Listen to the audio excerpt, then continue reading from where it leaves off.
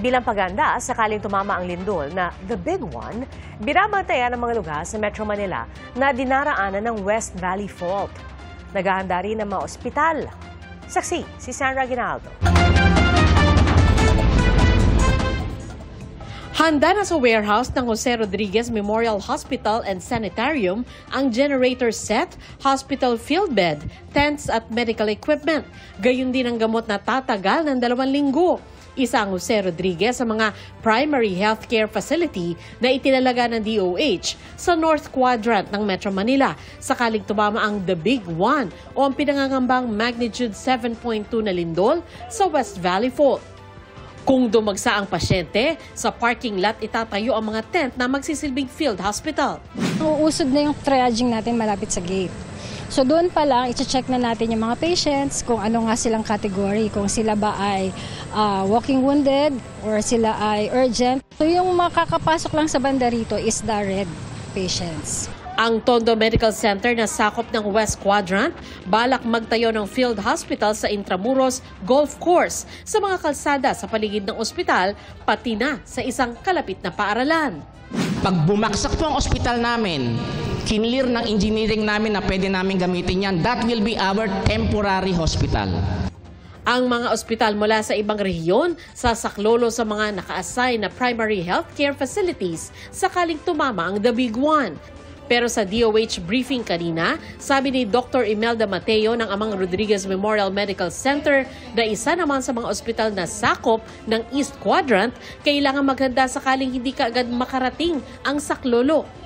So kung sino yung first wave na tutulong sa amin, manggagaling pa sa Visayas. Yung second wave sa Soksa dyan pa po manggagaling. Paano po kung sira na lahat ng airport? Kaya sana, ayon kay Mateo, may pondo para sa dagdag na equipment tulad nitong atmospheric water generating system na magtitiyak ng sapat na supply ng tubig.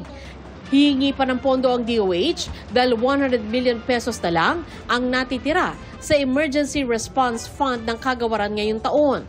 Ayon kay Health Secretary Ted Herbosa, na inspeksyon na ang mga gusali ng mga ospital para matiyak na hindi guguho.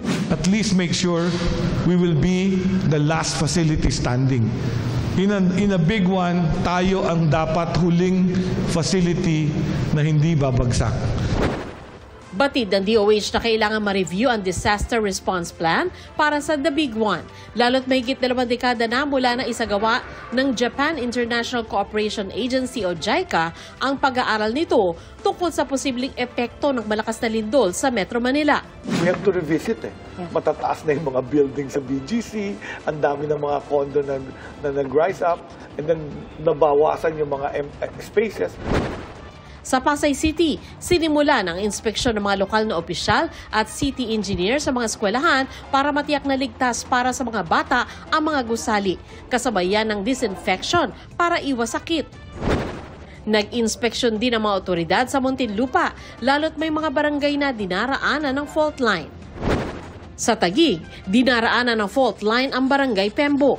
Narito po ako sa Eskwela Street sa Barangay Pembo at ang sinasabi po sa atin ng kanilang barangay ay dito mismo sa kalsada na ito dumadaan ang fault line. Kaya po binabantayan po ang lugar na ito at sinisiguro na may kaalaman yung mga tao ay dahil marami pong mga kabahayan dito at meron din pong malaking eskwelahan.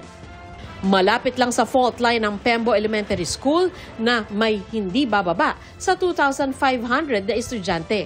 Meron po kaming disaster preparedness na ginagawa every year. No? So ina-update po namin yung SDRM ng eskwelahan.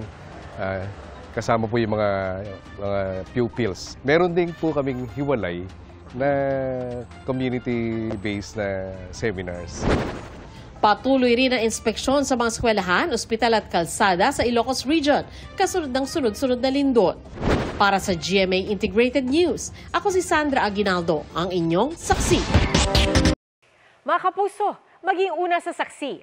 Mag-subscribe sa GMA Integrated News sa YouTube para sa iba't ibang balita.